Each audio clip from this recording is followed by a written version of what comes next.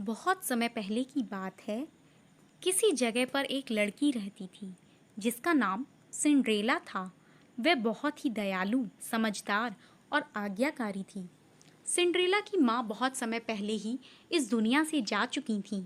उसके पिता ने उसे पाल पोस कर बड़ा किया था, लेकिन जब उसके पिता ने शादी की तो सिंड्रेला की जिंदगी में बहुत से बदलाव आए। सिंड्रेला की सौतेली माँ और सौतेली दोनों बहनें सिंड्रेला के घर रहने आईं। जब से सौतेली माँ घर में आई, तब से ही वह सिंड्रेला को पसंद नहीं करती थी। वह सिंड्रेला को अपनी बेटी की तरह नहीं समझती थी। सौतेली माँ और सौतेली दोनों बहनें सिंड्रेला के दयालु व्यवहार और सुंदरता को पसंद नहीं करती थीं। सौतेली बहनें सिंड्रेला जितनी सुंदर नहीं थीं और निर्दयी भी थीं। एक दिन सिंड्रेला के पिता को काम से कहीं दूर जाना था। उन्हें बहुत समय बाद वापस आना था। यह वह समय था जब सौतेली माँ और उसकी दोनों बेटियां सिंड्रेला के साथ थीं। यह वही समय था जब सौतेली माँ और दोनों बहनों ने सिंड्रेला की जिंदगी को नर्क बना दिया।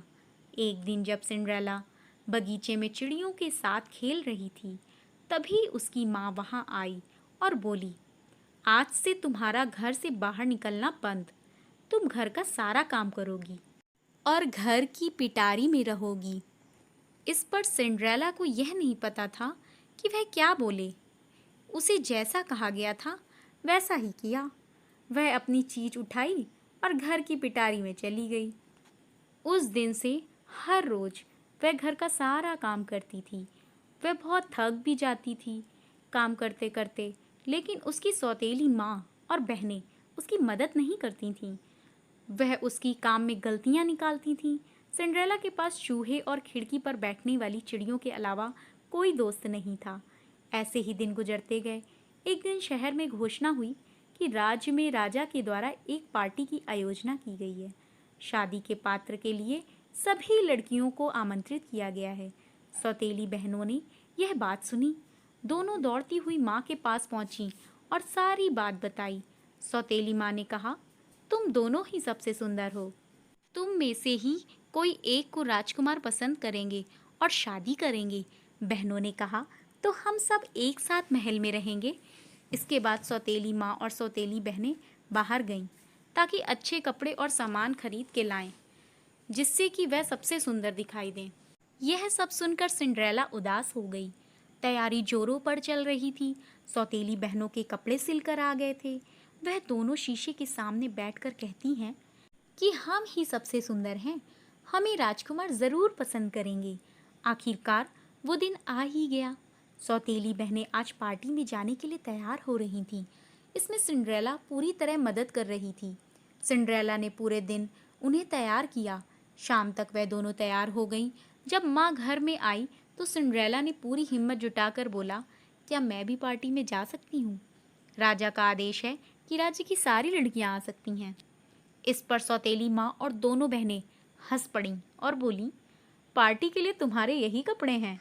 राजकुमार को शादी करने के लिए लड़की खोजनी है, ना कि नौकरानी। माँ ने कहा, तुम कहीं नहीं जा रही हो और रात तक सारा काम खत्म कर देना। यह कहकर वह चली गईं। उसके बाद घर में सिंड्रेला रोने लगी और बोली, मैं पार्टी में क्यों नहीं जा सकती? मेरे माता पिता होते तो यह दिन ना आता। इसके बाद एक सफेद रोशनी चमकी और एक परी प्रकट हुई। उसने कहा, प्यारी सिंड्रेला, तुम भी पार्टी में जा रही हो? सिंड्रेला ने कहा, कैसे? मेरे पास तो कपड़े भी नहीं हैं। इसके बाद परी ने सिंड्रेला को कहा कि एक बड़ा सा कद्दू लाओ और अपनी दोस्त चूहे को बुलाओ। सिंड्रेला ने कद्दू लाया और चूहे को बुलाया। परी ने कद्दू से एक रथ बनाया और एक चूहे को रथ चलाने वाला और बाकी चूहों को रथ खींचने वाला घोड़ा बनाया। परी ने अपनी जादुई छड़ी घुमाई और सिंड्रेला के सारे कपड़े बदल दिए। वह बहुत ही सुंदर कपड़े में थी और वह सुंदर दिख रही थी। परी ने कहा, अब तुम जा सकती हो, किंतु याद रखना कि रात को 12 बजे से पहले यह जादू खत्म हो जाएगा। सिंड्रेला रथ पर बैठी और पार्टी में पहुंची और अंदर प्रवेश किया। वहां उसकी सौतेली माँ और दोनों बहनें भी वहां पर थीं। पर वह सिंड्रेला को पहचान न सकी। राजकुमार ने सिंड्रेला को देखा और उसे देखते ही सिंड्रेला से प्यार हो गया। वह दौड़ा तो सौतेली बहनों को लगा कि राजकुमार उसके पास आ रहा है, लेकिन वह सिंड्रेला के पास गया और बोला, क्या तुम मेरे साथ नृत्य करोगी? सिंड्रेला ने कहा, हाँ। वह सारी रात नाचते रहे। कुछ देर बाद सिंड्रेला की नज़र घड़ी पर पड़ी, जिसमें 12 बजने ही वाला था। वह दौड़ी और तेजी से भागने लगी। राजकुमार भी दौड़ा। भागने में सिंड्रेला के एक पैर में से सैंडल निकलकर गिर गया। सिंड्रेला के पास वक्त नहीं था कि वह उसको उठाए। वह भागते हुए घर आई। अब जादू खत्म हो गया था। वह रात भर सो नहीं पाई। उसे राजकुमार के साथ का नृत्य याद आ रहा था। उसे राजकुमार से प्रेम हो गया था। इधर राजकुमार को वह सैंडल मिल गया। राजकुमार ने उस सैंडल को उठाया। इसके बाद सैनिक सिंड्रेला के घर गए। सिंड्रेला सैनिकों को आते देखा और बहुत खुश हुई। तभी उसकी सौतेली माँ वहां आ गई और बोली, तुम बाहर मत आना। यह कहकर वह दरवाजे को बंद कर देती है और उसने ताला भी लगा दिया। चाबी को अपने पास रखा। सैनिक घर में आए।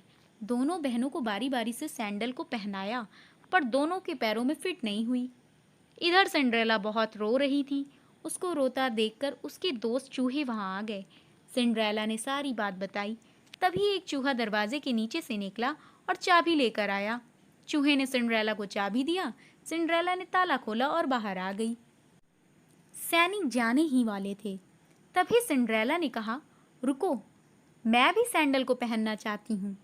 सैनिक रुके और सिंड्रेला को सैंडल पहनाया। वह सैंडल सिंड्रेला के पैर में फिट हो गया। यह देखकर सैनिक ने कहा, तुम्हें महल चलना होगा। सिंड्रेला ने कहा, ठीक है, मैं चलूंगी। सिंड्रेला सैनिक के साथ महल पहुंची। राजकुमार ने सिंड्रेला की आंखों में देखा और पहचान गया कि यह वही लड़की है जो मेरे साथ नृत्य कर रही थी। इसके बाद राजकुमार ने कहा, क्या तुम मुझसे विवाह करोगी? इस पर सिंड्रेला ने खुशी से कहा, हाँ। गाइस, ऐसी ही मैजिकल स्टोरीज सुनने के लिए चैनल को सब्सक्राइब करना बिल्कुल मत भूलना।